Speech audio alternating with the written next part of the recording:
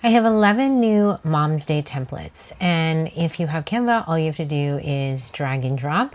So there's Mama, and then there's Mom, and you can do single image, a heart, or a collage, and all you do is drag and drop. And you should be able to change the colors, so you can see that this background is here, and you can just double click on the color and change the background of the image.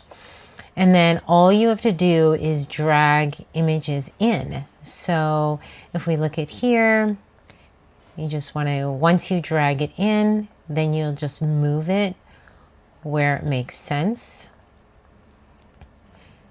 And you just go like here. So double click, move, drag, go there, and I think we'll put her here.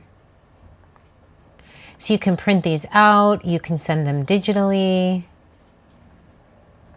but it's a great way to show Mom how much she is loved and appreciated. And they should be really easy to do, and it takes seconds. So you can download these, print them, frame them, put them on a canvas, a greeting card, tote bag, t-shirt, and anything can be changed. Can move, size, anything can be changed. This is plenty of images. Oh, I missed one there.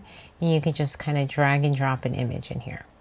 So there you go. There's 11 different templates. Feel free to use these for yourself or your clients or that special mother in your life.